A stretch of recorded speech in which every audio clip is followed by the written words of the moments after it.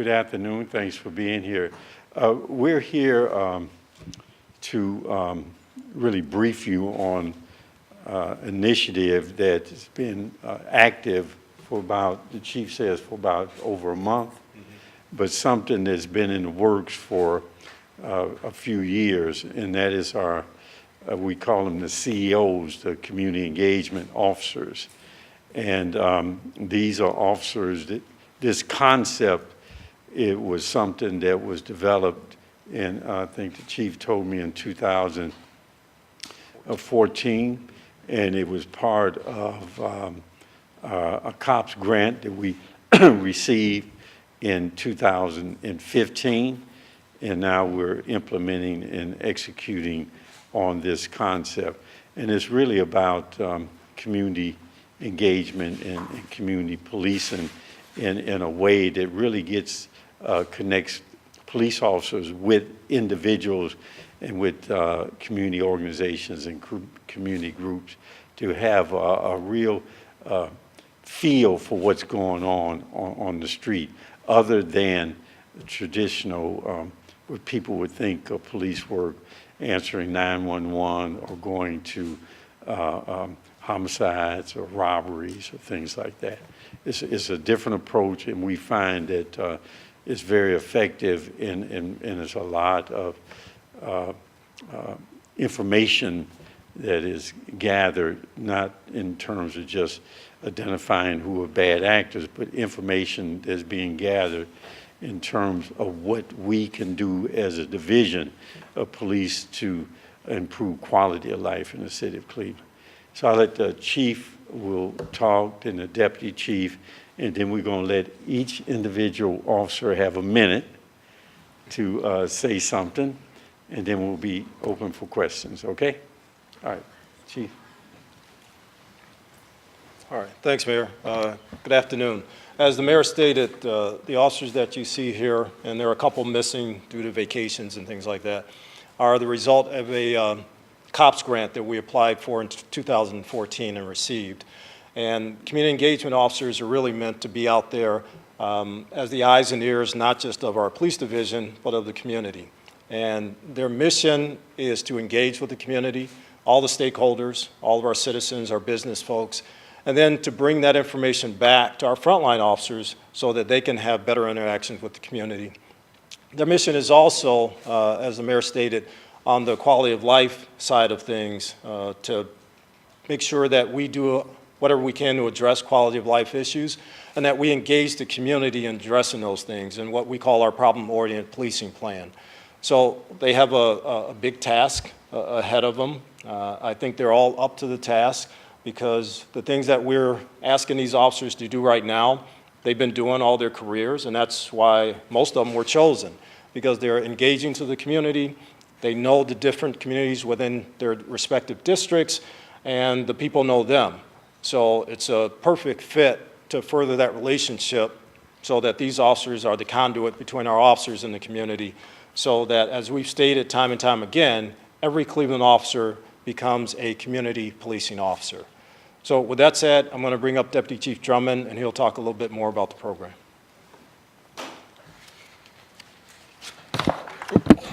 Thanks, Chief, and good afternoon to everyone. I'm really excited about this community engagement officer program. Just a little information about it. When we initially started the program this year, and I reached out to the various district commanders about the selection process. They started that process, and by the way, the only reason, the officers were selected by these commanders because of their community involvement. It was a long process for the officers to go through as far as interviewing by the district commanders, but they were selected for their community engagement, what they're doing in the community and so forth, and also their excitement for the program and getting involved and so forth. They implemented the program, and I can tell you that I received in a short order that they've been out there several calls from various citizens about the program. And as a matter of fact, they did not know about the program, but what the calls I received was basically this. I was at a meeting, and there were several officers there. They were so excited about this new program that they started and so forth. They were engaged, they were active, and so forth. And that was one of many calls that I received, and they wanted to know what this new program was. And I told them it's the Community Engagement Officer Program. And the key to the program, the very key to the program, are the individuals that you see here and their excitement, their innovation, they're thinking outside the box and so forth, and I think that's going to be the key to this. Also, another key component of this program is that these officers are dedicated to this program. They're not officers that are assigned to a zone car, that are answering 911 calls. Their time is strictly dedicated to answering calls within the neighborhood from citizens. And they work actively together with those citizens to identify the problems, work with those citizens to not only identify the problems, but to come up with solutions together to resolve those particular problems. And again, I'm very excited about the program. I've talked enough, so I'm going to turn it over back to the chief so we can get the community engagement officers up here so they can tell you a little bit about themselves. Thanks, DC. Before we get started, I would be remiss if I did not kind of break the ice a little bit. A lot of times when we're standing here in this beautiful red room, it's not a happy occasion. This is a happy occasion. These officers have a great deal of ambition, a great deal of experience within the division, and like the Deputy Chief said, they were selected because this is what they do every day. It's not new to them. So for us to carve them out of a lot of other great officers that do the same thing every day and give them this designation, I know they're proud of it, and I know their families should be proud. I'm definitely proud. And we're going to put them all on the spot here today. They're not used to doing this. They're used to talking face-to-face with people out there in our communities. But I just want to tell them, first up, that, this is easy. Just talk like you're talking to that resident or that business person that you're out there doing day in and day out. And smile, because this is a happy and a great occasion for the Division of Police and for this city. So our District 1 is first up. Come up. These officers are going to introduce themselves. They're going to tell you a little bit about themselves and why they're in this program. Sir? All right. Good afternoon. I'm Officer De Jesus with the 1st District. I've been on the job for about 5 years.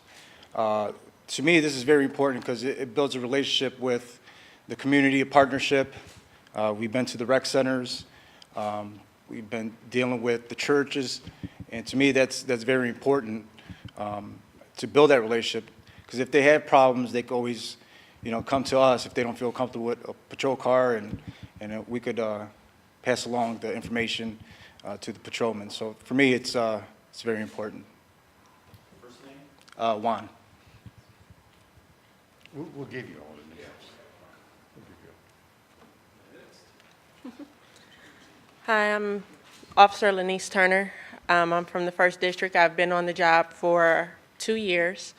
Being a community engagement officer is important to me, not only just to interact with the children, but also to interact with our senior community who just want outreach, someone to listen to them, talk to them every day. And my goal is just to see them smile and give them someone to listen. Hello, good afternoon. I'm Carrie Adams, 1st District. I've been on the job for 17 years, and I absolutely love this job. I think it's great. It's great to work with the community before they're in crisis. Thank you. Hello, everyone. I'm Officer Carol Hageman. I'm out of the 2nd District. I've been on for 11 years, serving all of 11 years in the 2nd. My partner and I are really excited to go out into the community and create positive relationships between the community and the police. Thank you. Good afternoon. My name is Officer Hubert Kidd in the 2nd District. I've been officer for 17 years. Also, to piggyback off of what pretty much everybody's saying, we do a lot of quality of life issues. I myself enjoy reading to the kids, trying to get them at a young age, trying to bridge this gap between us and them so they can understand that we're human. We're just like them. It's not always about coming to someone's house, taking somebody out for something like that, but for them to get a positive attitude towards us. Hi, I'm Officer Hart from the Cleveland Police 3rd District. The reason that I enjoy this detail and this job altogether is because I'm able to interact with people and let them know that police are not bad people. We are just like anybody else. We have families, we love, and I didn't really have that when I was younger, so I'm glad that I can, for the next generation, show a lot of kids that we are here and we get to interact and show them who we are. Thank you. Hello, my name is Irvin Lee Jr. I'm with the 3rd District. This detail is wonderful to me because I grew up without any type of police in my life. So this gives me the opportunity to be able to show my community, the community that I work in, which is also the community that I grew up in, the Huff community. So I just want the people to know that I love them, I'm out there for them, and we're going to bridge this gap.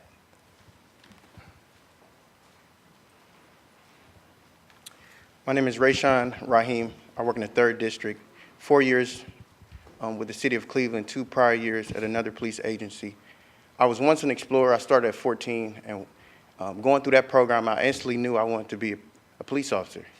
The officers who mentored me, they were a valuable part, and part of the reason why I'm here today, with the assistance of my parents, obviously, and my family. I'm extremely nervous right now. I don't know if you could tell, but I know being a part of this program gives me the opportunity to be that mentor that the police, when I was growing up, were to me. So that's pretty much it. Thank you.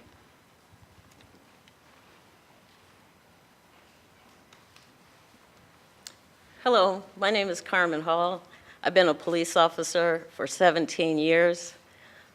I really like this strategy because it's a crime prevention strategy. I like getting out and collaborating with the groups in our community, and I grew up in Cleveland, so a lot of times I go to meetings and I see people that were a part of my life when I was a child. Also, I want to thank our 4th District officers because they are very supportive in this program. Thank you. Hello, my name is Officer Crystal Lewis. I work in the 4th District. I've been there for 6 years. Not only do we get to be, to represent the 4th District, our frontline officers, but we get to represent the whole division. We want to encourage every single kid out there that they can become a Cleveland police officer, you can become a first responder, you can become a firefighter, an EMT, you can become whatever you want. And we want to do that. We're encouraging you today. We're encouraging you every single day, every time we step out there to be greater, to be better. And that's why we're community engagement officers.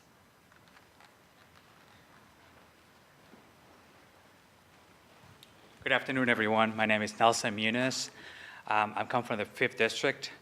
What I like about this job is when I grew up, I came back here in 1990 from Puerto Rico. I didn't speak English, so I decided, well, if anybody could beat something, I can. So I decided to take the test. I took it, I passed it. I work here in this building. So this job is amazing. I try to do it every time I go out to the best of my abilities, helping out not only the front lines, but everyone out there. Thank you.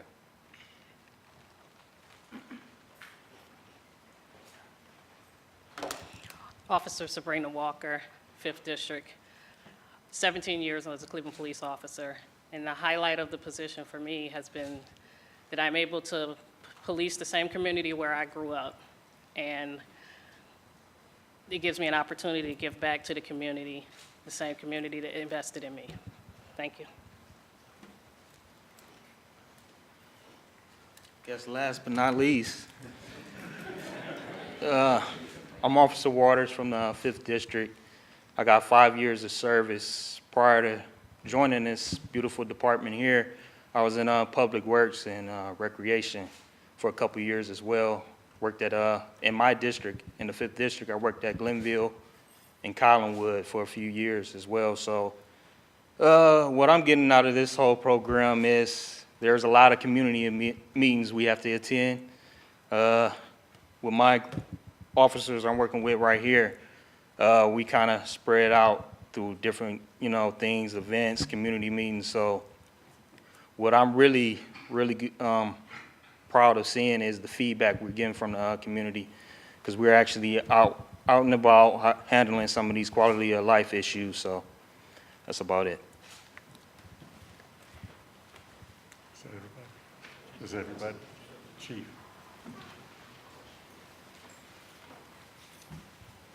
All right, so you've met most of the community engagement officers here for the division. Again, there are a few people that are on vacation. We're going to open it up for questions. If you have one for one of the officers or one of the commanders or myself, fire away. How will these officers be deployed?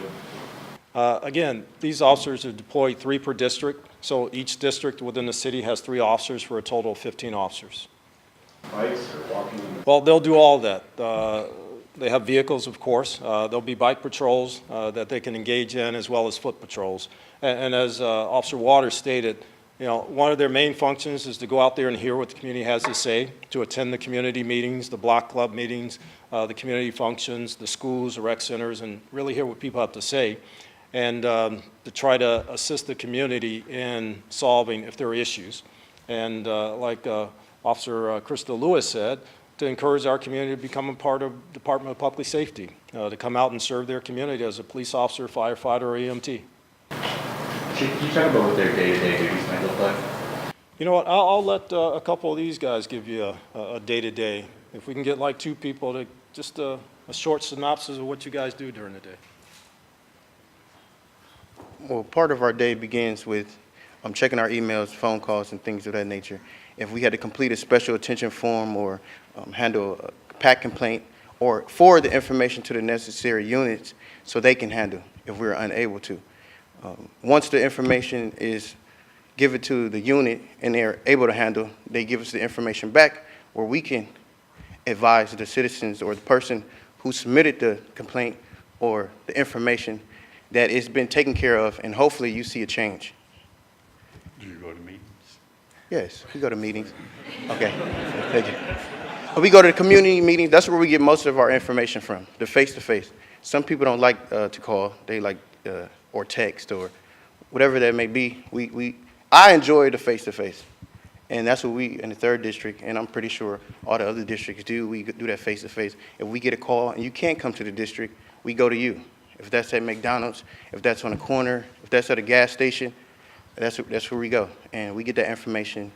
And our goal is to resolve issues and hopefully deter them before they happen. Anybody else? Okay. Date like today, we started our day off at the Y in West Park. We engaged with the children. We played basketball, tag. We go to the rec centers, the schools, libraries. Knock on doors. Yes, we do. We go door to door. We do a foot beat. We're not on bikes yet. Yet, it's coming. But yes, we do foot beats door to door.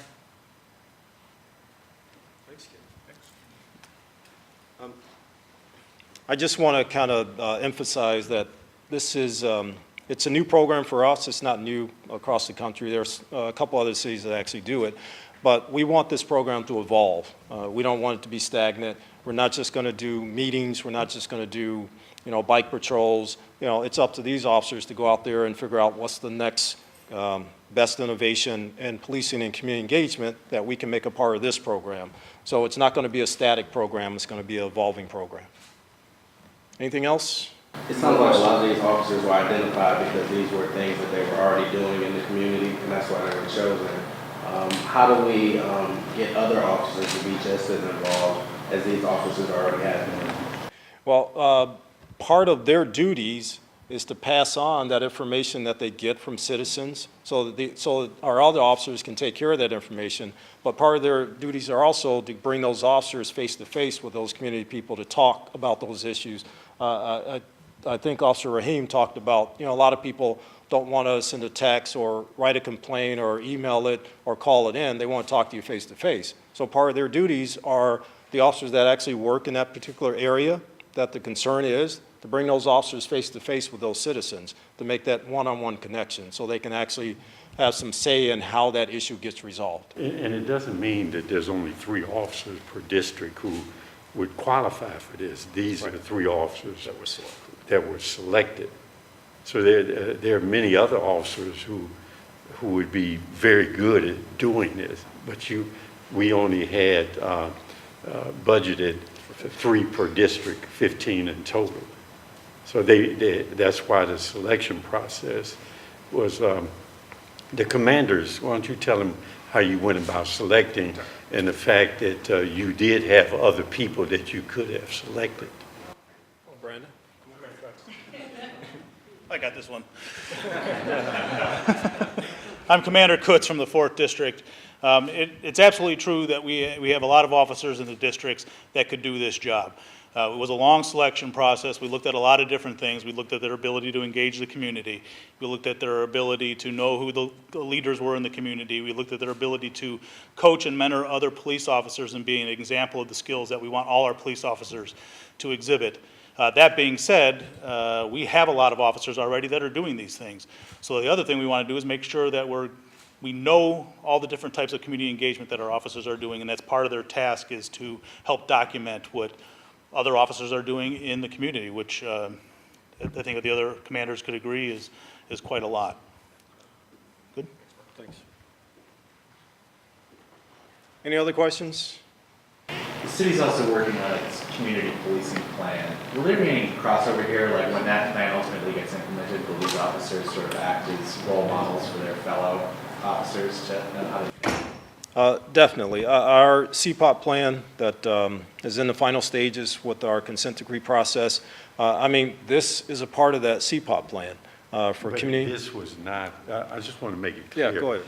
This was something that was, we applied for and received the funding for before we entered into a consent decree. So we were already moving in this direction. And so it's not mandated, it wasn't mandated to us to do it. But go ahead, Chief. All right, as the mayor stated, this is something that was in the works long before anything happened with the consent decree process. And, you know, it goes back to our philosophy of every officer is a community engagement officer, a community policing officer. And these officers just concentrate on it day in and day out. And then, again, their mission is to bring that to the other frontline officers within the division, as well as the other units and operations within the division. Because again, my goal is for every officer to be able to go out and sit at a meeting, talk to people face to face, be able to get that information, and to be able to one-on-one come up with a strategy with that constituent, whether it be a resident or business person, to take care of the issues that they have in the city. And then as a result of that, again, I have to go back to Officer Lewis. You know, we're recruiting. We're trying to get people, more and more people, to be able to do that job a lot more effectively, a lot more efficiently. So the mayor has given us permission to hire as many police officers as possible. We're on track this year to hire 250, and then we'll see what 19 and 20 look like. But the more people that see these officers, as you can tell by the statements that they put out there, you know, they love the city, they love their job, and they love our community. And, you know, we're not out there to hurt people. We're out there really to take care of this community. And that's the message here. We're here to take care of you. What do you need? Let's sit down together and see how we get that done. I think one thing that's important to look at too, we can't ignore the violence that we just saw last night as well, 7 people shot. And I know one thing that people are concerned about is even having the CEOs out in the field, they often meet people in meetings who are people who want to be involved, want to be engaged, but how do we interact with those who are actually committing criminal acts, the different community that seems to come out at night versus those who we meet in the day? All right, I mean, this is one component of community engagement for the division. This isn't a strategy to solve every problem that we have as a city. This is what these guys do to connect our officers to the community, and hopefully, you know, one of those persons that's at a community meeting that these guys meet at the gas station or at the rec center, are going to give them information about things like, you know, that happened last night, that they are going to pass on to our investigators to be able to solve those crimes. So this is just one component of what we do as a division to protect the city. Councilwoman? Chief, Yes. how do the residents contact the CDO? Great question, Councilwoman. We actually have a pamphlet for each officer from each division that has their contact information. These officers will be taking that out in the community and distributing it. We'll also get some to council and our CDCs out in the community, our rec centers, other places like that, so they can be distributed to make sure people have contact with our officers. So they will be able to pick up a telephone and call them? Well, right now we're going to do email. Because these officers don't have city phones. We're working on that communication issue right now. But email is the best way, so it's documented, so these officers will have a paper trail to be able to go back and do that. And then these officers have to report those results out to their respective supervisors to make sure we're following up on things. So we're working on that, yes. But for immediate assistance, how does a resident get a CDO officer to come to the house? Well, or their neighborhood? Well, again, if it's a life and death thing, people have to call 911. If it's a non-life and death thing, but where you need some immediate zone car assistance, our 621-1234 number, our non-emergency number, and then every district commander has people that answer the phones, and then again, email. Probably half the people in this town have my cell phone number and my email. I mean, there are a myriad of ways to get information to the division, and we'll follow up on that information. Thank you, Councilwoman. Anything else? Mayor, I have to ask, given what was going on in the city 50 years ago this week, can you compare this police department and this effort to what it was like 50 years ago? Well, I can't compare anything 50 years ago. I can't even compare myself. You know, I can remember 50 years. I'm assuming, yeah, that's what I was assuming. You know, it's a different world. You know, in Glen, I was in Vietnam 50 years ago. So it's hard to compare anything 50 years back. And some of the people in here weren't even born 50 years back. And you know, the culture of the world, the culture of our society, the conflicts and the challenges, you know, some of them stay the same, and some of them are a little different. So there's some similarities, there's some differences, but 50 years is a long time for, but this is a good division. We work hard to ensure that this division is effective and efficient and is mission-oriented so that it can accomplish what it's supposed to accomplish. And we work hard to be transparent and hold people accountable when, in fact, they get outside the box. But we also work very hard that if people are following the rules and they do what they're supposed to do and they follow training, that we don't hang them out to dry either. So it's not just the division that makes a difference, it's the leadership. And it is the attitudes, all these other kind of things come into play. But, you know, 50 years is a long time. There's a lot of water that's been under that bridge. At the same time, on a sort of different angle here, the community police commission seems to be in complete disarray these days. What's being done to get? Look, that's not my bailiwick.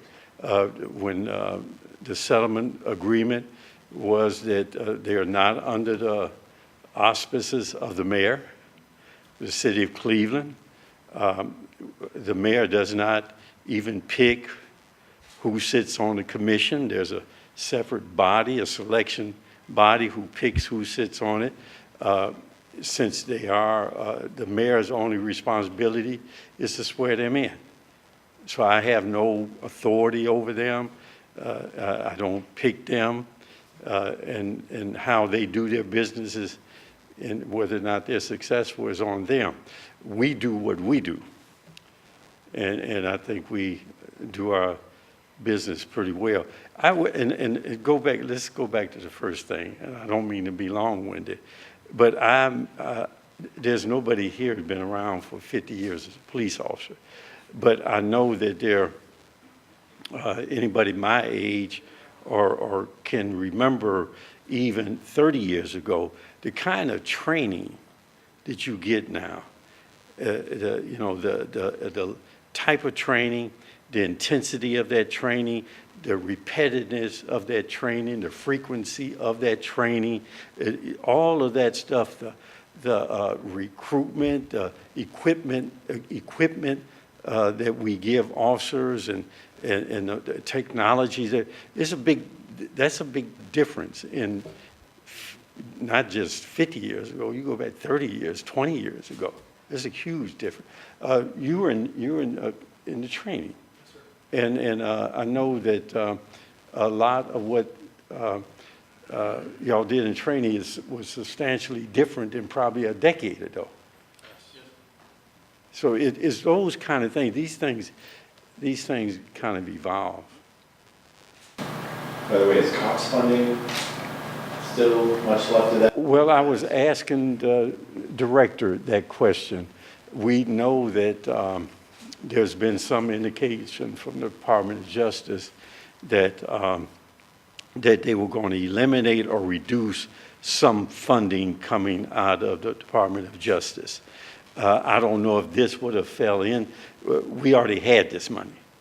But I don't know about going forward if monies will be available for this or other kinds of things. I don't know. The director is looking into that, but we really don't know. I do know that they are cutting back substantially in what they supply local law enforcement.